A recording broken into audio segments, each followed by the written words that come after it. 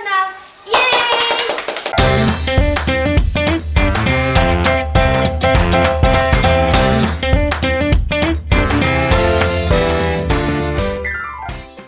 Baiklah teman-teman, sahabat Pokat sekalian, hari ini kami kedatangan dua narasumber hebat dari dunia pendidikan.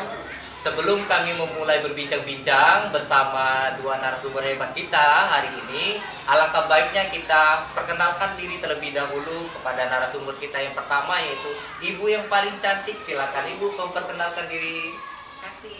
Salam kenal, saya Lia Agustin. Saya dari pengawas SMP Dinas Pendidikan Kabupaten Muara Enim. Lanjut untuk pengawas yang kedua atau dari dunia pendidikan kepada Bapak Korwil kami, Korwil Kecamatan Belimbing. Silakan untuk memperkenalkan diri Bapak. Assalamualaikum warahmatullahi wabarakatuh. Saya Ibrahim, pendamping Satuan Pendidikan yang kebetulan merangkap sebagai koordinator wilayah Kecamatan Belimbing.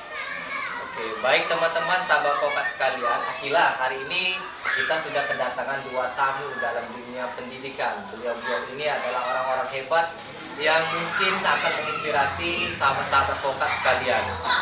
Untuk teman-teman Pokat, hari ini karena kita temanya Hari Pendidikan Nasional, maka kami akan berbincang-bincang dengan dua narasumber hebat kami tentang dunia pendidikan yang saat ini semakin hari semakin canggih. Kepada siswa kami yang bernama Akila untuk mempersilakan mempertanyakan terlebih dahulu kepada dua narasumber kita. Terima kasih atas kesediaannya Bapak untuk hadir. Bisa diceritakan sedikit bagaimana pandangan pribadi Bapak tentang makna Hari Pendidikan Nasional?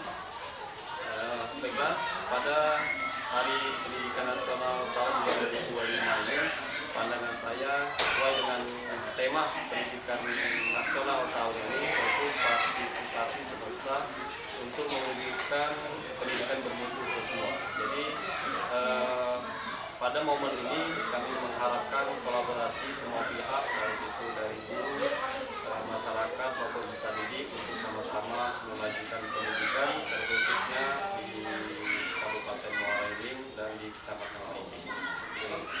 Untuk sahabat Pokat, benar apa yang disampaikan oleh Bapak Korwil kita, kolaborasi yang terpenting untuk dalam dunia pendidikan. Sekarang untuk pertanyaan untuk Ibu Ria Agustin. Ibu, kalau sekarang kan zaman modern semakin canggih, bagaimana Ibu melihat karakteristik anak-anak generasi sekarang dibandingkan generasi sebelumnya dalam hal belajar dunia pendidikan? Terima kasih Bapak. Jadi pandangan saya tentang pendidikan kali ini yang dulu dan sekarang nih ya. Karena kita kan berbeda zaman, seperti dikatakan oleh Ki Hajar Dewantara bahwa anak itu berkembang menurut zamannya ya. Nah mungkin di zaman dulu, zamannya Pak Embrang dan saya, belum ada yang namanya gadget. Benar sekali ya. Pada zaman sekarang ini kan sudah ada gadget. Sudah anak-anak sudah tidak asing lagi dengan yang namanya ponsel, gawai dan sebagainya. Nah, namun dengan perkembangan yang pesat ini, hendaknya anak-anak itu bisa bisa menggunakan itu dengan hal-hal yang positif. Jadi di sini benar kata Pak Embrang, harus ada kolaborasi antara orang tua dan guru agar bisa mengarahkan anak, sehingga anak itu bisa menggunakan gawainya, ponselnya itu dengan bijaksana, seperti itu, sehingga karakternya itu akan terbentuk seperti yang kita harapkan. Benar sekali Bu. Apa yang disampaikan oleh Ibu tadi sesuai dengan filosofi Bapak tadi atau Ki Hajar Dewantara, sesuai dengan kodrat zaman dan kodrat alam. Oke. Ayo sekarang Akila, pertanyaan selanjutnya. Apakah ada kenangan khusus yang Bapak ingat berkaitan dengan dunia pendidikan di masa lalu? Baik. Dengan pertanyaan apakah ada kenangan khusus gitu ya. Jadi sebenarnya kita diajak untuk mengulang masa lalu.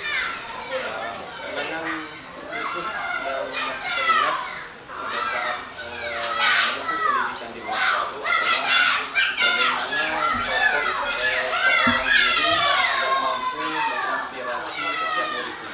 Jadi sesuai dengan filosofis Ki Hajar Dewantara bahwa ingato surondo, ketika guru berada di depan maka guru akan menjadi teladan. Jadi kami bersama dengan saya selaku berperan di dunia pendidikan itu berperan dari inspirasi guru-guru kami sebelumnya. Jadi bagaimana kami bisa disiplin, terus bagaimana kami bisa mengajar, itu semua adanya inspirasi dari guru-guru kami pada saat SD, SMP, SMA, bahkan di perguruan tinggi. Jadi kenangannya kalau boleh dikatakan sulit untuk dilupakan. Jadi sosok seorang guru ini sampai sekarang itu melekat di dalam jiwa kami. Bagaimana kami memperlakukan seorang siswa itu juga karena inspirasi dari guru-guru kami sebelumnya. Baik, itu sahabat Pokat pengalaman dari Bapak Koordinator Bapak Embrang bahwa guru-guru sebelumnya menginspirasi pengalaman-pengalaman yang telah dilalui oleh Bapak Embrang. Oke, sekarang untuk Ibu Ria. Ibu tadi kan zamannya gadget sekarang. Oke. Apa pendapat Ibu soal penggunaan gadget dalam proses belajar anak-anak? Apakah lebih ada manfaatnya atau justru banyak tantangan yang lebih luas lagi, karena gadget ini kan sesuatu hal yang membuat anak menjadi kecanduan. Seperti yang sudah dijelaskan sebelumnya ya Pak ya. Jadi anak itu sebelum menggunakan gadget harus memahami dulu apa itu manfaatnya, apa itu dampak buruknya. Jadi kalau anak-anak pun belum memahami, langsung kita memberikan gadget itu, tentu namanya anak dunianya bermain. Apalagi di gadget kan sudah banyak game-game online ya. Nah, di sana kan anak-anak pasti pemikirannya lebih ke gamenya daripada pembelajarannya, seperti itu kan. Nah, jadi di sini kita tekankan dulu ke anak apa sih yang kita butuhkan untuk gadget, atau diatur penggunaan gadget itu, seperti itu kan. Jadi sehingga anak-anak itu bisa memanfaatkan menggunakan gadget itu dengan bijaksana, dengan baik, memang untuk kebutuhan pembelajaran. Kalaupun misalkan di sekolah harus membawa gadget seperti itu kan, jadi anak-anak mungkin pas waktu saat membutuhkan belajarnya saja diberikan. Namun setelah selesai pembelajarannya mungkin bisa dikumpulkan lagi ke gurunya untuk disimpan agar tidak disalahgunakan seperti itu. Nah, mungkin hal-hal ini bisa kita nanti bicarakan lagi seperti yang dikatakan Pak Embrang, bagaimana kolaborasi antara guru, wali murid dan sebagainya, sehingga penggunaannya ini juga bisa lebih maksimal. Jadi anak-anak itu tidak terlepas dari pengawasan orang tua. Apalagi ini kan anak masih SD Pak ya. Jadi di SD ini mungkin belum begitu terarah bagaimana memanfaatkannya dengan bijaksana. Mungkin itu saja. Ya sekali. Nah, seperti itu Akila, kalau penggunaan gadget untuk apalagi untuk anak-anak zaman sekarang, penggunaannya harus dimanfaatkan dengan sesuai mungkin. Mungkin lagi lanjut Akila, silakan. Bapak, bagaimana kondisi pendidikan Indonesia saat ini baik dari segi akses maupun kualitas? Oke. Kondisi pendidikan saat ini seperti yang semua kita ikuti, baik itu di pemberitaan, di media massa, di media elektronik ataupun di media sosial, itu pendidikan kita saat ini sudah menuju ke arah yang jauh lebih baik, baik itu peningkatan prasarana maupun kualitas pembelajaran sesuai dengan visi misi Bapak Presiden kita, Bapak Menteri kita, bahwa pendidikan sekarang itu menjadi prioritas utama, gitu ya, baik dari sarana prasarana bahkan peningkatan karakter. Bapak Menteri kita juga sudah meluncurkan 7 kebiasaan anak hebat Indonesia.